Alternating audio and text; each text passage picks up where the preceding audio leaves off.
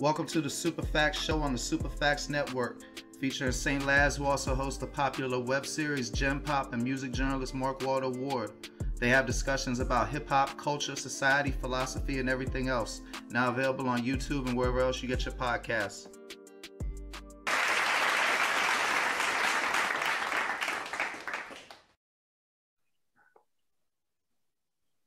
What up, world? It's your boy Mark Walter Ward, Superfacts Show, Superfacts Network. Today we got Henry Arts with us. Now, brother, first off, thank you for your time. Don't want to be rude. How you doing? What's going on? What's good with you? I'm blessed, man. I appreciate y'all for having me, man. How about yourself? How you doing today, man? Shit, I mean, I can't call it other than say I love everybody and I love life, to be real with you. But go ahead. That's the attitude to have in order to stay blessed, bro. For real. Appreciation goes a long way, man. Gratitude means everything. Yeah, I mean, I ain't gonna front like I'm all like noble with the humility of my virtues. I just, I reached an advanced age and I learned that complaining don't do much good. And I'm a pragmatist, so I figure I try the other side of things. You think of them? That's real talk. And life is a work in progress. We're never gonna figure it out exactly, but as long as we get through each day with a different understanding and a positive outlook on it, then we win it. No doubt. And shit, before we got on our affirmation / Confucius shit, I was gonna finish introducing you, but I ain't know if I should label you. I mean, obviously you're a musician, no doubt about that, a songwriter extraordinaire. But do you consider yourself more a rapper or a singer? And if it was a singer, you got an acoustic version of, I believe, Revival. And bro, like, it almost reminded me of, like, protest reggae. Yeah. See, I like the genre that I'm trying to create myself is called R&G, Rhythm and Gangster. So I'm trying to like brand a whole genre that, the Mo3s, the Rod Waves, the Derez Deshans, those guys that really have vocal abilities. The Rod Waves, the Derez Deshans. Okay, I see you. I mean, we don't dig in the crates these days, but okay. Shout out to your music knowledge. Okay. Yeah, those guys are the closest thing to what I'm doing, in hip hop history. And though they paved the way, they did their thing. Drake opened the door for melodic hip hop. Got to give him his flowers as well. And, it's just one day at a time with it, man. Those guys opened the door for a nigga like me to do my thing and be accepted in this industry. So I'm branding it R&G, Rhythm and Gangster. You feel like you accepted in this industry? What? That's a strong statement while being kind of vague. What do you mean by that? Nowadays it seems like hip hop is kind of turned into like a send-off fast movement, and nobody really talks about the withdrawals of all of the fucking drugs that they pouring down your throat in every verse. Nobody talks about the other side of the turn up. You know what I'm saying? Nah, bro. Not only do I know what you're saying, like, if you listen to my show, that's something I talk about frequently. I refer to that as the bad of all evils. Like people tell you about the good of all evils, like these mansions they purportedly get, or waking up in a Bugatti and all this other shit. But I've been behind that G wall. I know mad people that died. Been around when somebody got their motherfucking brains put on the sidewalk, all that type shit, been stabbed in the penitentiary. And just or even shit like, when you hustling and you dirty and you see a cop who ain't even thinking on you, but he's 2 lanes over, the whole time that motherfucker's in your eyesight, you couldn't have a fucking heart attack. So I know exactly what you're talking about. But people don't make music about that shit. I mean, they used to. Cause like like even like I feel like this is happening with Black Lives Matter, but like corporations getting the shit like gangster rap, which is really societal commentary, and then it turned into like this, like, oh my God, white America, look at these savage black people, aren't they entertaining? Exactly, and that's the fucking cycle that has been going on forever, man. Like the culture the culture has always been interesting. And, you know, for us to like the hip hop is always given people a safe visual entry into a very grim, unsafe environment. So that's why like suburban America and you know, that's why the young white kids love this shit because they can hear about what we're going through and not have to duck bullets. You know what I'm saying? I mean, somewhat, but you know, that statement was true as fuck in the 90s and a little less true in the 2000s, a little less true in the teens. And these days, man, like you know, the secret is it guns, crime, gangs, none of that shit has nothing to do with being black. It has to do with being poor. And now there's all these poor places in America that's full of white people. And guess what's happening? Motherfuckers is joining gangs. Motherfuckers is getting tattoos. Motherfuckers is shooting at people. Poverty has no color. So now, bro, they can actually. They used to be able to relate to the defiance of the music, but they can actually relate to actually what's going on in the music because they got ops. You feel me? But the main consumer is those fucking who I'm talking about is the young white kid that has a fucking full ride scholarship here and has never seen a shootout, and his mom is a fucking registered nurse and his dad's a lawyer and he just loves hip hop and he never has to deal with the shit that but those are the main consumers of that shit. Like, bro, those are just the sociopaths who enjoy looking at animals in the zoo. Fuck them. You know what I mean? Mm-hmm. I guess they're good for buying concert tickets and everything, but fuck them. They'll never understand. They'll never get it. Yeah, they'll never get this shit. That's why they never have long-term, you know, musicians that they're passionate about. It's just the next spectacle. That's a fact. Word. That's a fact. That's a fact. How long you been doing this shit, bro? I was standing. I'm from the DC area, and I was standing outside rapping and shit when I was 13. When it got too dark to play basketball, and I was a cat, you know, like reading the source, every page of it, even the little underground shit who I never heard of none of the people. Probably never did hear none most of them except LP, I guess, and Pharaoh Monch. Reading the liner notes, and then you know I ended up doing a lot of time. And when I came home, the blogging era was popping. And I tried before I went away. I had made some headway into being an artist, but when I went in, I had hair down the middle of my back, braided on some straight pimp shit. And when I came out, I had a receding hairline and shit. So, you know, I got a pretty nasty record. I ain't never gonna get no job. So I was like, let me see if I can make this blog shit pop, because all these I love the music so much. When I came home, it blew my mind. I could just download all this shit I used to have to hunt out, right? Yeah. And so I read the articles, and I know some of these cats, and the shit they were saying would just be wrong and shit. So I was like, I could do a better job than this.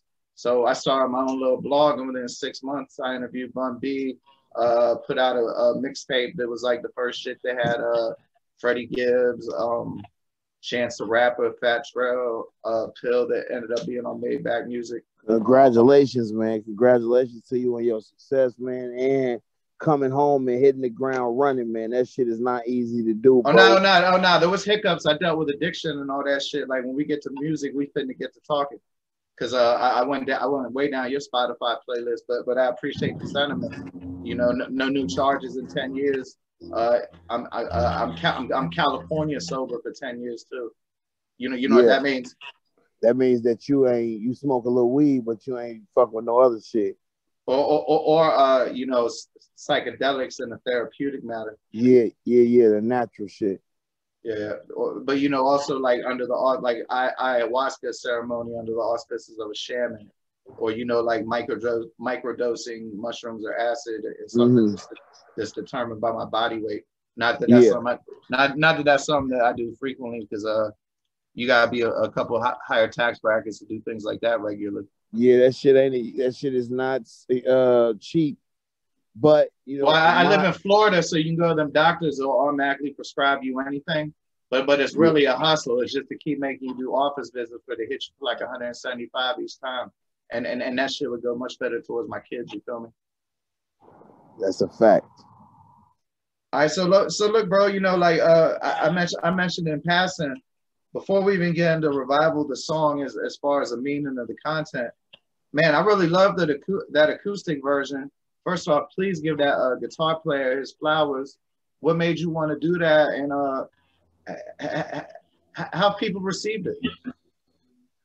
You know, I've been getting such a great feedback from the acoustic version because you can hear like well, actually, when I first met Kendall, the guitar player, our first conversation was strictly it was about addiction. Like, you know, we was linking up on that level, speaking about our likeness in addiction, and then, you know, he was just like a low key guy, you know, playing the piano, playing the harmonica, sitting outside this spot. I'm like, hey man, you know, I think we can make some pretty dope content.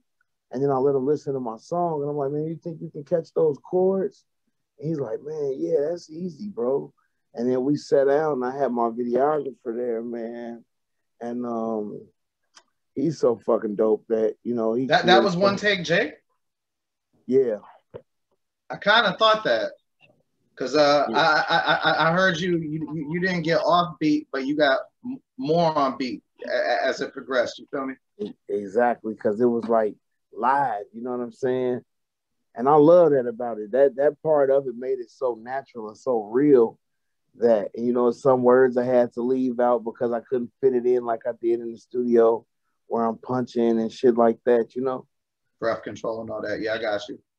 But I like the acoustic version better than the real version because it's just realer. Well, I mean, they both the real version, but I feel what you're saying. So, like, yo, bro, like, it's pretty safe to say, you know, I've struggled through addiction and everything, and you don't got too many cut cards. Like, I can be pretty direct in this conversation. Yeah, man, that's all I'm about, man. Speak to me with the truth. I ain't no sugarcoating shit because life ain't sugary, you know. Well, I mean, this one's probably gonna be more of your truths unless you have any questions of me, which I'll be more than happy to answer. But in revival, you know, content-wise, you spoke about addiction, and so I can infer that you had an addiction.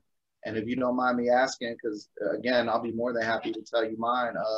Mine was cocaine after alcohol, and for a brief minute, I don't even know what you call them, but you know, like Xanax and shit like that. Like, you know, those pills. I forgot the genus form. But I think that they might be barbiturates. I might be wrong though. That's what I thought too. But you know, I hate to get shit wrong. But if you don't mind me asking, what was your DOC? My drug of choice was Percocet. Any opioids, period. I never drifted off into heroin, but shit, I might as well have the way I was fucking with the perks. You know, I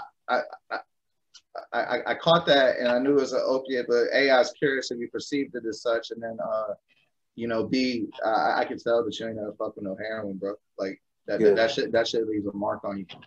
You know, yeah, exactly. And I mean, everybody kind of sees Percocet as like just a cool thing to do, but in real life, I kind of try to like to view it as heroin now because of what it's done to me. And I went through the withdrawal stages of that shit, and even after withdrawing and dying off of that shit, I still fucked with it again. And it was just like, you know, that's just addiction, man. It's a very tricky and cunning disease, man. And it'll make you feel like you'll have all the reasons that, you know, you'll make 100 excuses as to why you need the shit and why you do better with it.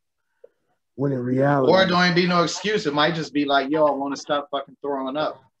Exactly. I want to stop getting the shakes. I want to get a good night rest. I want to, you know what I'm saying, stop being so moody. It's a lot of different things that come with it once you start. Man, I ain't trying to dominate, but if you'll give me some runway, I got two things I want to say real quick.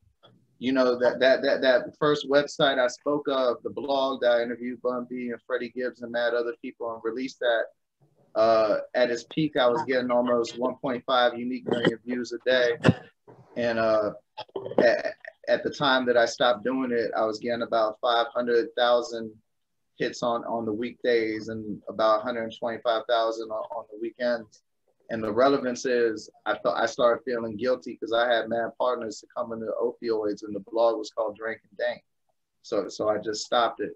And then the second thing is, speaking of them withdrawals, like I said, I ain't never had too much problems with opiates. I was more of a stimulant guy myself. But when I was living in an apartment building, there was a lady next to me who was hooked real bad on pills. But in addition to addictive pills, she was very knowledgeable about like supplements and OTCs and even like she had antibiotics because like this was like a hard scrabble apartment projects. So sometimes people couldn't afford the clinics and they can get antibiotics from them. You know what I mean? Yeah. And drugs are drugs, bro. And so I had a real bad headache, and I didn't know this because I didn't know the signs because like I was coming from the hood and I was coming from prison, so I wasn't real hip on pills. So I couldn't tell that she was real fucked up off the pills. I just thought she was drunk a little bit. And instead of giving me the migraine pills, she gave me I don't know about, I ain't hip to the numbers like that, but she gave me a real strong Dilaudid, which is apparently like a opiate. And I swear to God, I went through withdrawal on something I only did once for like literally like 4 days flat. Everything they talk about, shitting, throwing up at the same time, not being able to sleep, hot, cold, one part of your body hot, the other part cold. And that shit is no motherfucking joke. Man, that shit hell on earth, bro.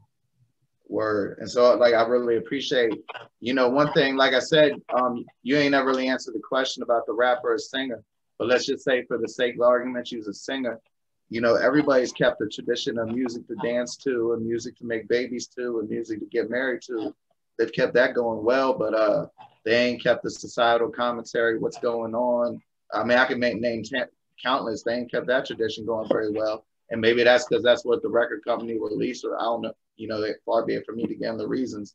But we need more songs like Revival, Yeah, and that's my mission. And the fact that me and my team, Workaholics, man, we got the bag. So it's like they can't stop us. As long as we promote it and push it how we're pushing it, somebody's gonna hear it and it's gonna resonate with somebody because there's more people out here dealing with this shit that I went through than not actually. So it's like, somebody's gonna feel this shit and hear it. Not many people are. You're right, bro. Just out of curiosity, you know who Devin the Dude is? I'm sorry? Just out of curiosity, you know who Devin the Dude is, the rapper? Man, that's one of my favorite rappers. All right, I know. So let me ask you this. For about 10, 15 years, right? Every time he put out an album, it did very decent sales numbers. It didn't rule the world, but it made a very nice profit, right? Yeah. And that's because he was making music that many people could relate to. There was nothing that was above or below somebody's means, He had songs for people who didn't like their job. How many people don't like their job? Way more people than that got bricks coming in fucking the port or whatever, you know what I mean? So like music like yours, you're right. There's an audience because people want to listen to music they can relate to. They don't always want to listen to music about people that's doing better than them. Exactly. I actually got a homie that was telling me like, man, bro, I love your music so much.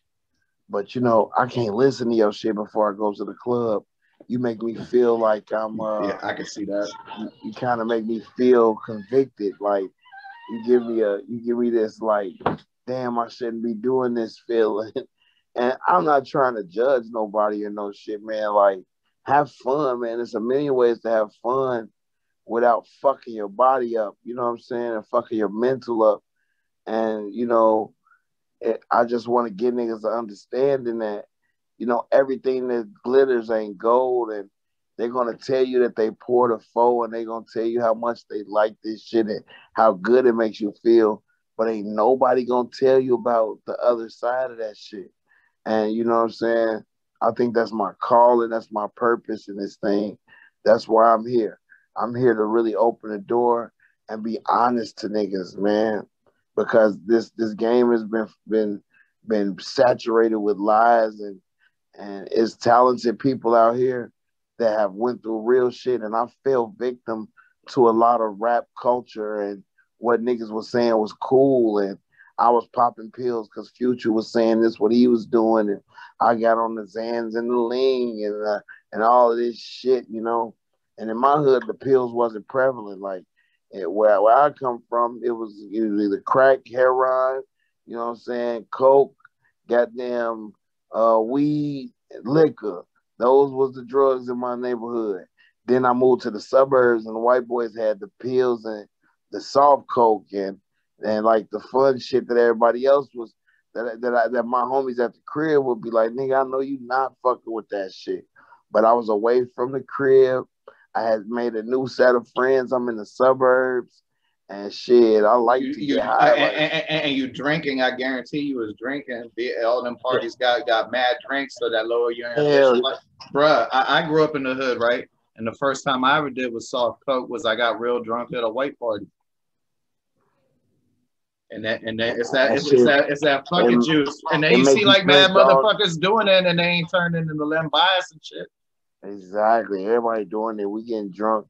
Now I could drink all night off the coke and we could do our thing. And you know what I'm saying? Like, word. That's what it is. That's how it goes. You know what I'm saying? I had a cocaine stage in my life too. And I think that I was a little bit more functioning off the coke because, you know, I was able to keep it cool. It wasn't an everyday thing for me. But once I jumped into the opioids, it was an every single day, all day thing for me. You know what I'm saying? Right.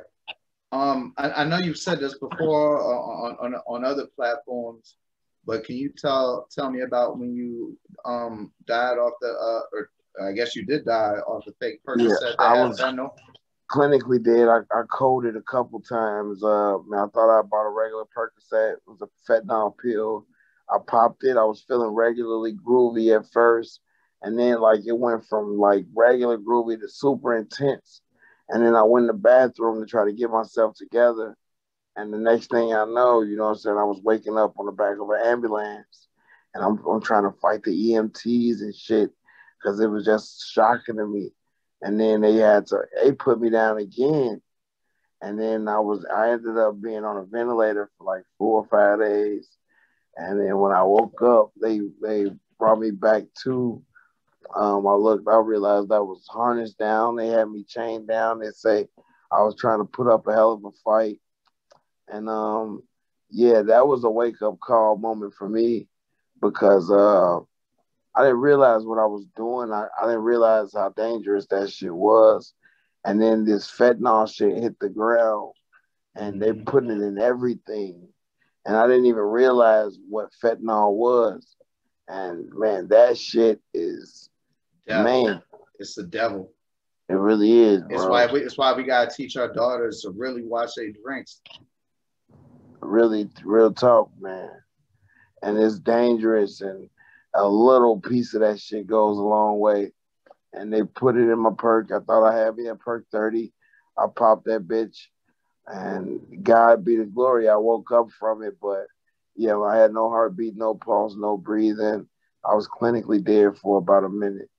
If anybody listening to this is unaware of what fentanyl is, I encourage you to look it up. It's FETANYL. The cartel and many other people put it in all forms of drugs to make it seem stronger because it's so cheap. It's so potent that police officers have literally died from dealing with people who were undergoing fentanyl overdoses just from touching them and getting the sweat in their pores. So now there's like a mandate that all police officers that deal with fentanyl users have to wear surgical gloves. That's how strong that shit is. So yeah, fentanyl's no joke. So I ain't gonna lie. This has been one of the most stimulating episodes I have. So I ain't trying to hold you up too much. So if you don't mind, can we run through a couple of your songs? And I got some and all these are on Spotify. If anybody wants to hear any of these, go check out Henry Arts on Spotify, spelled just like it sounds. HENRYARTS. So on the next song, 2020. I'm not gonna say that this was the overwhelming theme, but some of the things you said about it made me curious about your attitudes. well, clearly you've had to deal with death, and you know, you don't say it like it's no cheerful shit, but you also kind of, and this could be me projecting, but it seems like you're a little bit past resigned and accepting. And I'm curious, you know, I'm someone, I've lost many friends to violence of all sorts, and, and anything that could help me do better with it, I'm trying to hear. Do you have any advice for people who dealt with a lot of death? Um, See, I'm still kind of suffering from or grieving in a way from a lot of people that I love. Like I lost one of my best homies in my arms. Nigga came through shooting. I don't know how he missed my big ass, but he hit my homie a couple times. He died in my arms. Rest in peace, Trail. Uh, like I lost a lot of people, man. And by me having a voice, I've sang at over 150 funerals in my lifetime. Like I have a stack of obituaries about this thick that say selection by Henry Arts in it, you know what I'm saying? Of people that I love and care for. So my best advice to you is to understand that, you know, with life there's death. And I wholeheartedly believe that there's something after this because in my experience on the other side, I was more comfortable than I'd ever been in my human life.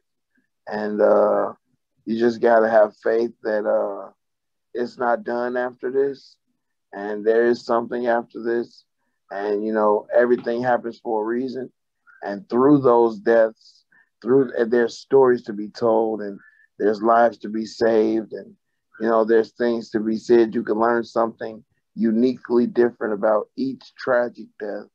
You know what I'm saying? If you really put it under a microscope, which can be traumatic, but you know, I advise you to do it, man, and just take it on the chin and accept it for what it is, because one day it's gonna be your turn, and you know, it's never gonna stop. Death is inevitable, and we just have to learn how to accept it, grow with it, grow from it, and wait our turn. Do you know where I found some solace?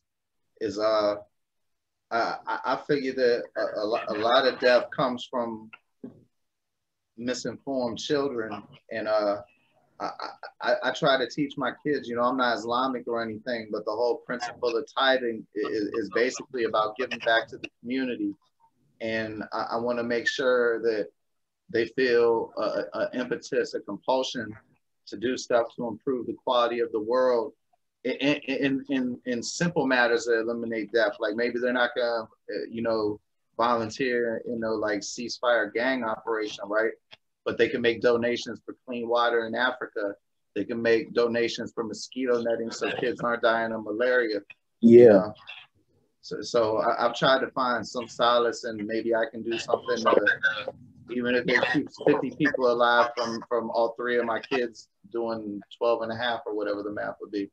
You know what I mean? Yeah, that's a fact, and that's a blessing, and for that seed to even be placed in your head, it kind of gives me a depiction of your spirit outside of anything else that you can say to me.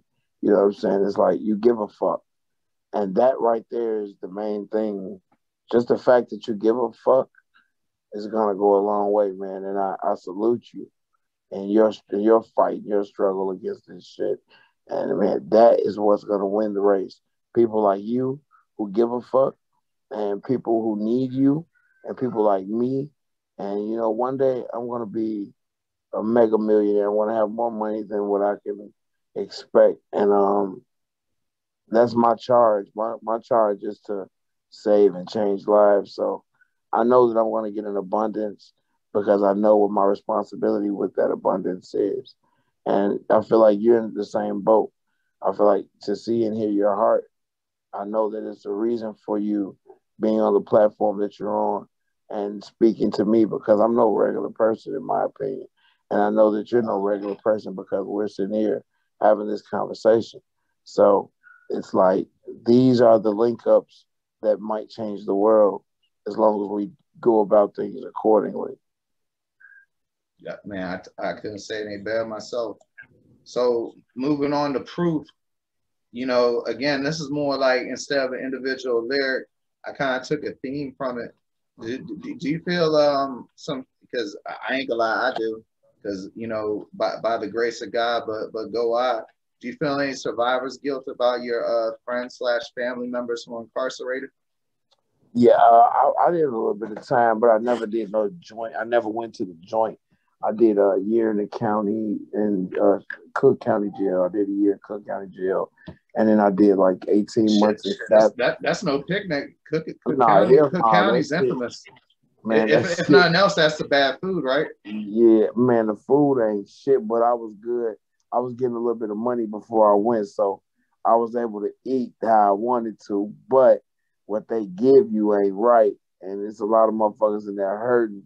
And yeah, the fact that I made it through that shit, I do kind of have a little survivor's remorse, because I've been on same mission, same shit with some niggas, but I got such solid homies, man, that they ain't never fold on me, and I take care of them. I do what I do. You know what I'm saying? With proof, I actually did a whole campaign where uh, anybody who sent me their people's JPay information and showed me that they downloaded the song, I was shooting JPays off for Christmas. I sent out about $5,000 in JPays to strangers because I know that those quarters, those 50s, Bro, that that went a shit go, long way. That went a man. long way. You know what I'm saying? Yeah, I do. So like, I try to give back to niggas that the world forgot about because people make mistakes, and when you judge by your mistake, like you said, like motherfuckers can pay their debt to society, come right back in society, and society treat them like shit. And now we right back in the same situation. I was just blessed to have a talent and a team behind me that believed in me and was investing in me to get me to the next level. I was one stop away from a life sentence, man. I'd have been charged with all kind of shit. You know what I'm saying? So I made it through that, and it's for a reason why I'm able to I feel like I'm the voice of those guys. And, I'm praying for my boys, and it ain't over until it's over. Even when them people say 50, 35, 15, 7, 60, even when they say that shit, it's still hope, man. Things change every day. And I try not to give up on my niggas. And I pray and I know that, and they becoming men in there, man. I know a lot of guys grew up in that system. And I got a cousin. We I mean, call shit. a friend. Look what Larry Hoover did. Exactly. My chairman, that's my chairman. So it's like he inspires me in many ways, and it's a six ass shame they won't free that man because in real life, at this stage in life, he deserves that, man. He an old man, man. Let the man come and enjoy his last couple of years of life, and they just know the impact that he's gonna make positively. Man, you appealing to decency, bro. He might be an old man, but he would still have a political power base. So they don't And give a they fuck do about not. decency. They give a fuck Exactly. about preventing that political power base from forming. Exactly. They do not want that. They would rather give a pardon to Lil Wayne and Kodak Black instead of giving a pardon to the chairman or somebody else that really has a voice in this shit that would have made a difference in our communities. Of course, I mean, don't we want to encourage young black men to carry pistols in areas where they get mandatory sentences? Like, let's show there's not too much consequence to that. Yeah. While we release music about not being caught lacking. Exactly. Which ironically is mostly coming from New York, Atlanta, and Los Angeles. Whatever you may feel about politics, liberals do not like guns, and those are places where you go to jail if you get caught with a gun. But they sure release a lot of gun fucking music and book a lot of gun music artists there. And I don't think that's on accident. It's not a coincidence. It's a trap, man. It's totally a trap.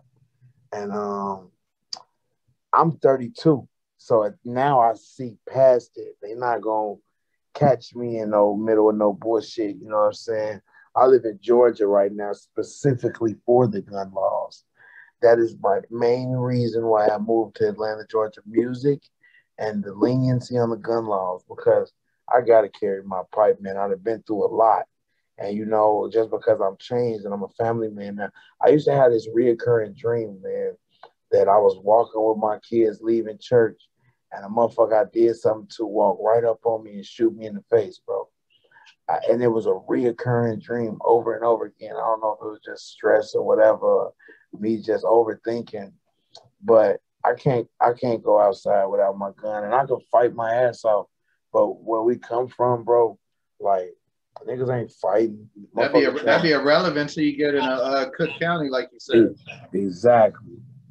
That's it. That's the only time when fighting matters, bro. Because a motherfucker's trying to kill you, man. That's it. Yeah, I got a little bit of knowledge about the shot. But so let's, you said you could have had a life sentence too. So and I don't want to project too much, and I definitely don't want to be on no condescending shit. So I ain't trying to make assumptions. But on a tightrope, it I had a feeling like not like it was dangerous music, but you was conveying danger in your life, and was that like a like a allegory or a metaphor of the tightrope? And this is what I don't want to just say as a black man in America, but as a man in America, that in and of itself is dangerous.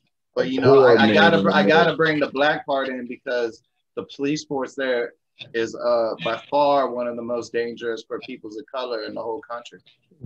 I said, I got 20 bands on me, but I still can't smile. Just living's worth more than living a lit lifestyle. Prescriptions for the pain, take it easy right now. I'm trying to stay sane, but it's really like how. Put that feet in your shoes, realizing why your feet hurt. I had to cut some niggas off, but it's a blessing, it could be worse. Cut the ties, take the losses, that's all I say. May the bridges I burn simply like my way. And that in itself, like, that says it all. Like, man, I was up. I had 20 bands on me multiple times. But I still couldn't fucking smile because I had to look over my shoulder and watch what the fuck was going on. You know what I'm saying? Just living happily is worth more than living a lit lifestyle. I would have traded the bags I was getting and all of the shit that I had coming in to be able to live peacefully and fucking operate a forklift. And just thinking about it, like, man, that shit, bro, rich in finance is not always rich in spirit. Like, I'm happy as hell right now. My family, I got my babies, I got my life, I got my own crib, my own car, I'm making the best music of my life. I'm on my way. Things are happening for me great. I don't have to look over my shoulder. I'm not selling dope. I'm not doing none of the shit that I was throwing rocks at the penitentiary. And now I can say I'm happy. But when I wrote that song, I was still in a place. I was still in a place where I was trying to figure myself out, find my way through this shit without getting lost in the sauce. Now I can dig it, bro. Like my whole life. I mean, I guess this could be smart ass or whatever, but whenever anybody asks me what I'm looking for, I always say comfort and security. Because whatever else I might be looking for, if they just happen to have the answer to that, fuck what I was looking for beforehand. Period. So then on the next song, Rear View Mirrors, this one a lyric really grabbed my attention. And if I didn't get it quite right, forgive me. But it said, open up your vision, you can't see what's in front of you, which, that by itself, like when it was coupled with the other lyrics, it was well done and profound. But just the sentiment of that one specific bar, did you think people overlook what the universe or God or however the listener would look at it? Do you think they overlook it? Because one of my big philosophies in life is that not only do people tell you who they are, life tells you what to do. Motherfuckers just don't listen. That is a fact, bro. Like, it's right in front of you. 9 times out of 10, the correct answer is right in front of you. But we blur our vision with doubt and drugs and pity and self-esteem and spectacle. Spectacles. You know what I'm saying? Like, not to interrupt you, bro, but like you talking about people telling on themselves. Yeah. R. Kelly came out with Age Ain't Nothing But a Number. And I ain't trying to disparage T.I. I love his music. But he's accused of sex trafficking and all this shit. And when he first came into the game, he was with the Pimp Squad flick. Exactly. So I mean, not saying that mean, but I'm just saying things that make you go. It's shit. We get ahead of ourselves, man. You gotta sit back. I like to look at shit in the third person. I like to write and listen as the listener. I like to kind of, man. If you notice, the feds is doing all of the rappers. They fucking these boys' careers up. Pooh Shiesty sitting down right now on a fucking UUW case in Florida. and the man is at the peak of his career, and the feds got him. He can't get a bond. They don't want him to come home and make no music because of what Well, he that's was because the saying. UUW was while he was out on bond for shooting somebody on camera, supposedly. Yeah, but then the person that they said at this club, they're saying that they came to court and said, no, he never fired at me. The whole witness recanted the statement and said he never fired at me, and they still held him, and now the feds got him on a federal hold. Well, now I'm saying, regardless of whatever he did or not, now in the feds' eyes, because you already know, bro, whether he did that shit or not, it could be 10 million witnesses that recanted, but when the feds read that sheet, that's all they're gonna see. That's all they see. That's all they see, and then they come in for now he got to answer to them. Because I mean, bro, we too real with each other, man. We ain't gonna talk about how it's supposed to be, because I can tell we both already know how it is. Exactly, and how it is, it's fucked up. Word. And in real life, it's fucked up. Even if Shorty did go in there and blow and do all that shit, if it'll be a different story if it was fucking Justin Bieber doing that shit, or shit, yeah, it'll be a whole nother fucking ball game. It's like motherfuckers, they see the impact that these young niggas be making, and they like, fuck that. They got too much power. They got too much influence. Hold his ass until we ready to do what the fuck we want to do with him. Don't be surprised if you don't see Pooh Shiesty for 2 years before they even say shit to him. Bro, look what they let Conor McGregor do that he ain't really get no real charges with. That, like, imagine if Floyd Mayweather had done that same shit, slapping motherfucking cell phones out their hand and all that. Because it was like a 5-year run. They was pressed to give him a charge in Las Vegas. And he said they're bringing them mad money. For real. Yeah. It is a double standard in this shit, bro. It's a blessing that it's a triple standard now, because a lot of these people want to show, because, you know, they run for office, right? And they done persecuted black people so hard, they looking for the great white defendant just to show that they keep it going both ways. You know, that's fact too, though. That's fact too. I mean, not to say that, you know, like, white people got it so bad or anything, but no, like you know what I be telling, you know, white people who try to push back on some of this shit, and I tell them, like, anything that's happening over there will eventually happen over here, just like vice versa. So all the shit you didn't like, you see what it's like when it's coming home to roost. And I tell people on the other side, you create these weapons, like the shit they gonna do to the January 6th people, right? And those motherfuckers is wrong as shit. But they gonna pass a law where they can treat domestic terrorists the same way they can treat international terrorist suspects, which is like that fucking Guantanamo Bay shit. And so they might use that shit on Trump supporters at first, but you don't think they're gonna be right up in the hood with it, or they're gonna be right up in the barrio with it. You know, that all of a sudden we all gonna be domestic terrorists. Exactly. You're gonna be a domestic terrorist for making a song that's too outrageous. Exactly. It's gonna be like Handmaid's Tale out this bitch. Exactly, bro. It's this shit chess, not checkers, bro. And you know, they 15 steps ahead on that shit. All right, and I got one last question about, well, I got two, because, you know, we got to do what's coming up next and everything. But on the False God song, you know, obviously you was talking about materialism a lot, but what other things do you view as false gods? Because, like, I take it to mean, you don't mean false gods like old Greek gods you're worshiping. You're talking about things that get in the way of your ability to serve the Lord. Materials, anything that you give more praise to than your creator. What about pride? And do you ever think that you're getting too proud with your music? Huge false god. Pride is my biggest idol, because I'm a proud dude, and that shit used to get me almost locked up, because a motherfucker couldn't say to me 2 words I didn't like without me attacking. And that is something that I had to work on and mature on. Your name, like, just like the how much emphasis we put on our name as an idol god. Like, you know, food, yeah, I see what you mean. Like, it's so many idols out here, bro, and everybody has their false god. And, you know I said we love our false gods, we love our false gods. I didn't try to make it different than me and you. I accepted that I have false gods and idol gods too that I got to deal with every day. And I say, it's like I'm stranded. Pray to condemn myself. pay to condemn ourselves don't understand it. The shit God gave us free, we take for granted. Humans are a cancer to the planet. You know what I'm saying? It's like the shit that God gave us free, we don't even love it. Like, nigga, I like fishing. I know what you mean, bro. I live in Florida and I've only seen the sun rise like 3 times.